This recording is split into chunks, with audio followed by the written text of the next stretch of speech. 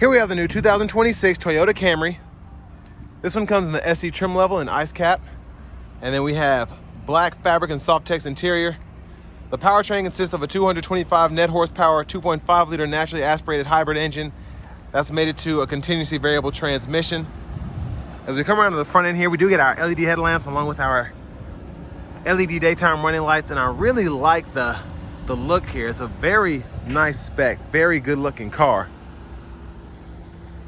Now, as we come around to the wheels here, these are optional metallic 19-inch alloy wheels. I absolutely love these, especially on this ice cap. It really makes the car pop.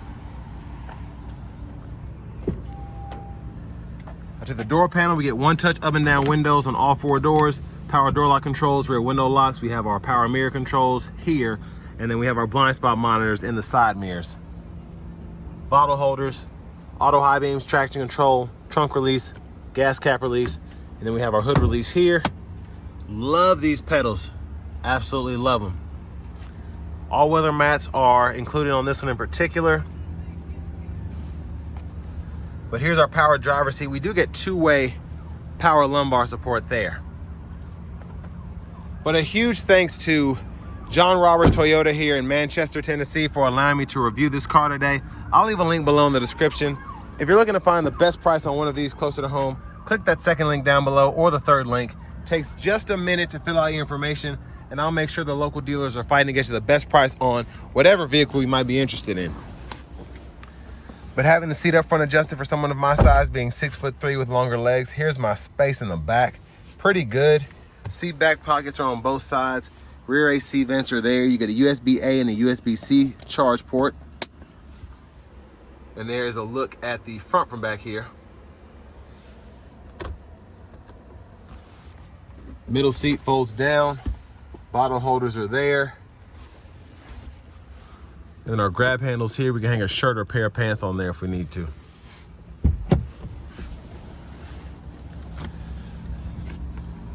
Now over here, child locks, lock, unlock there.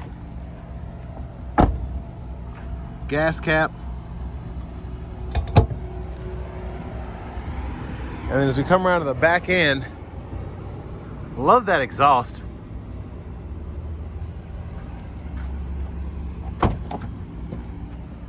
And there's your trunk space, which is very, very nice. All weather mats here. You can lift this up. And then you do have a spare underneath. All of that there. And then you can pull this on either side to release the back seat.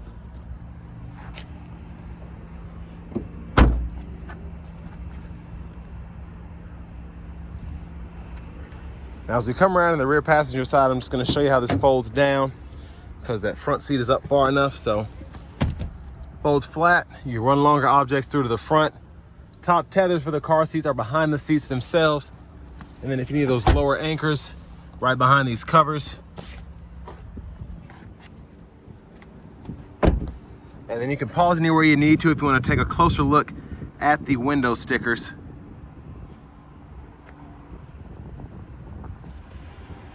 $35,303 is the suggested retail price. We get a 6-way manual front passenger seat so we can pump the seat up or down, seat back, seat bottom. Glove compartment is here with the owner's manuals.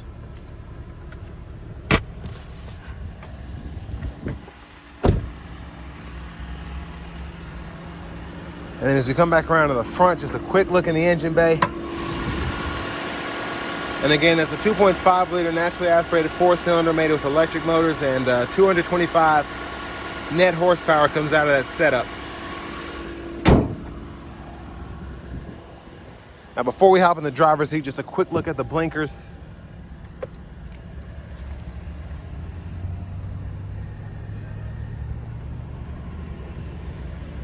We do get them in the side mirrors.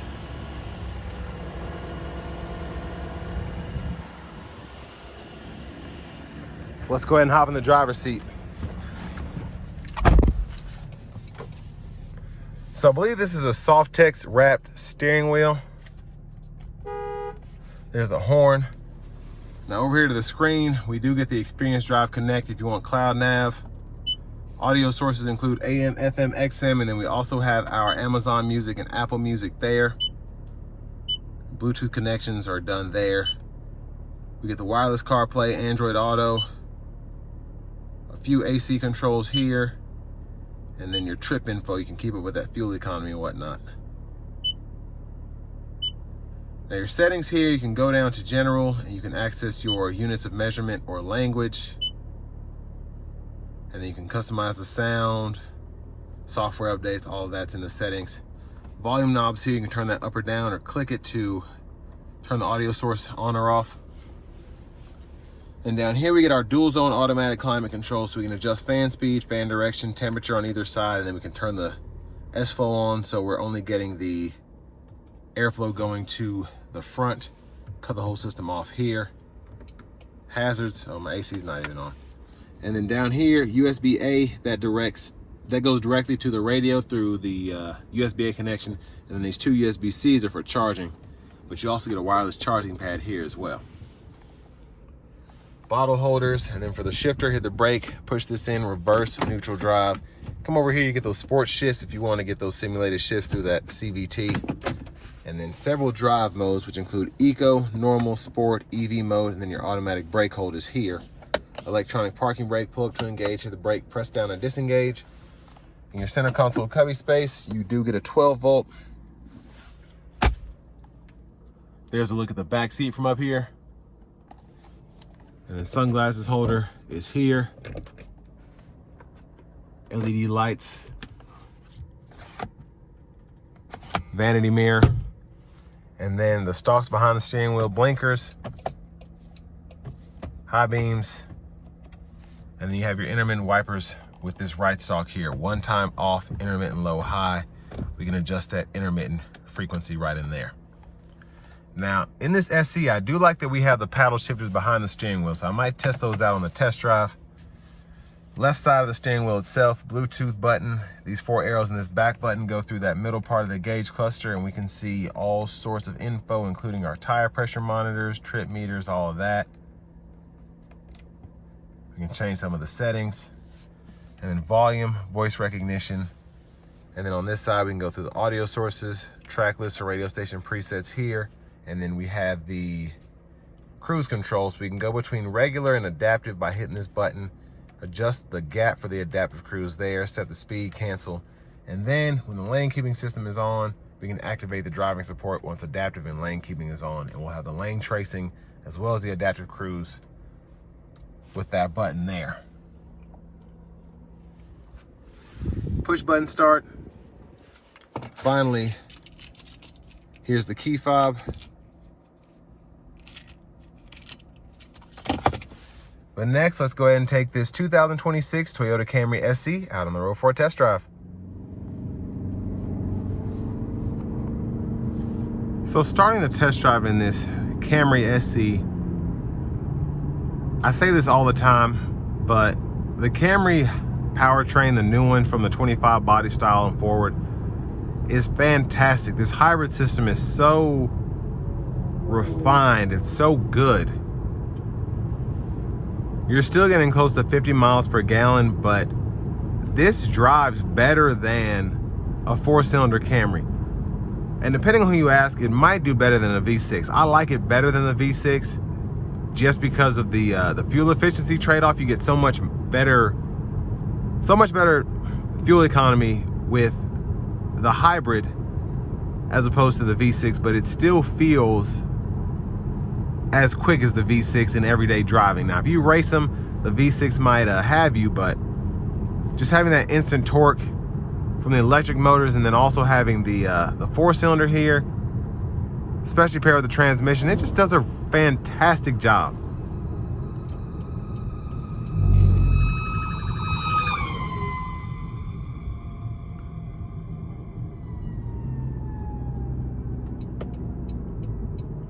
But the eco mode is where this really shines. This is one of those eco modes where I don't feel like it's only meant for the highway. You can still get up to speed normally without having to put it into the normal drive mode, into the sport mode. And I like that about it.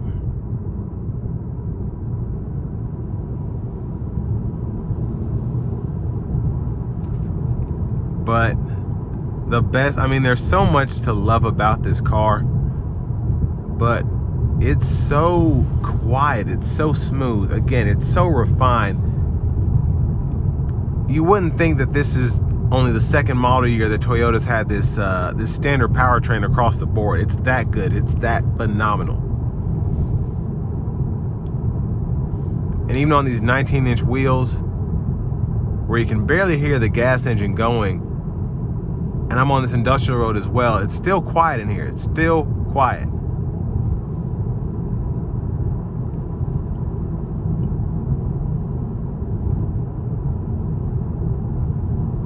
And I do feel like the Camry is the industry bar here. It's,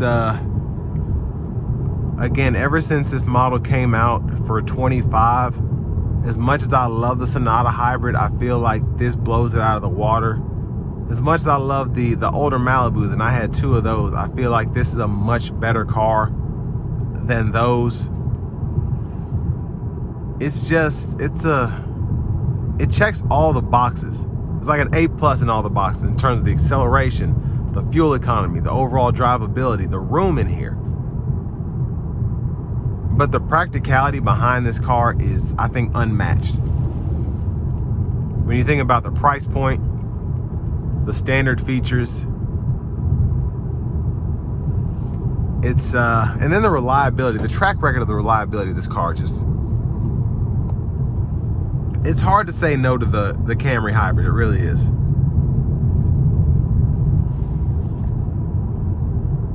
And I think a relatively smart move by Toyota. I don't know what their game plan is or what they're trying to, you know, match. Like, I know Dodge is making EVs, but then they're also trying to keep V8s and stuff like that, or they're going to the turbo 6s and so on and so forth. Toyota already has a great car in the Camry, whether it's the 4-cylinder, the V6, or the hybrid. So the fact that they went all hybrid here is nuts. But I think a smart move.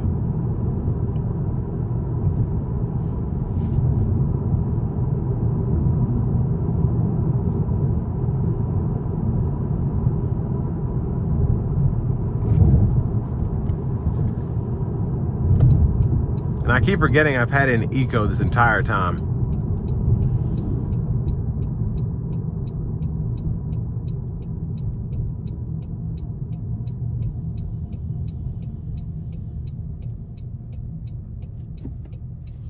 So I'm gonna put it into normal for a second.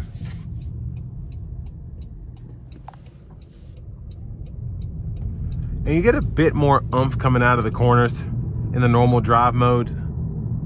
The electric motor does a bit more work, but for the most part, it's a it's just not that much to it, you know. I'm gonna try and put it in the sport mode, get on the interstate here. If I have enough room, we shall see. Here we go.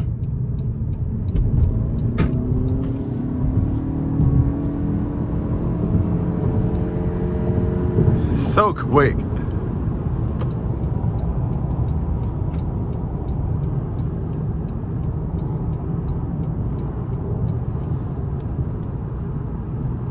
But I want to give another big thanks to John Roberts Toyota here in Manchester, Tennessee, for allowing me to review this car today. I'll leave a link below in the description. If you're looking to find the best price on one of these new, pre-owned, whatever, click one of those links down below. It takes just a minute to fill out your information, and then I'll make sure the local dealers are fighting to get to the best price on a Camry or whatever car you might be interested in. Now we have the adaptive cruise on, lane keeping, so we're going to activate the driving support system here. And it's just a great system.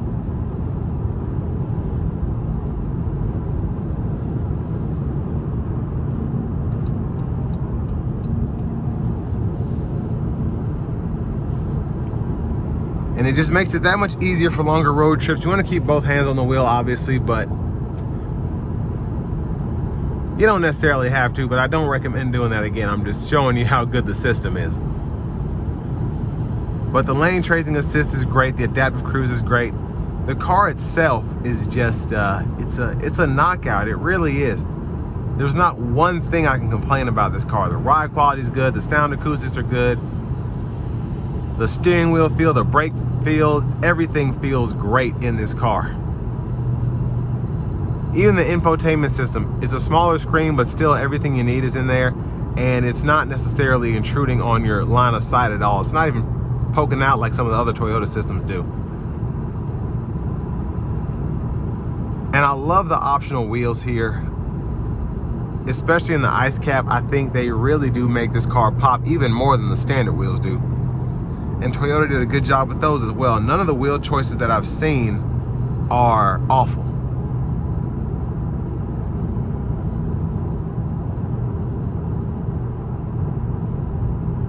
But I still think top dog sedan, but might even be top dog hybrid, period. Ever. That's how good this car is. So if you're in the market for something like this, highly recommend you look at this. If you're looking at the Sonata Hybrid or the Accord, something like that, definitely make sure you take a look at the 2026 Toyota Camry, and this one is in the SE trim level.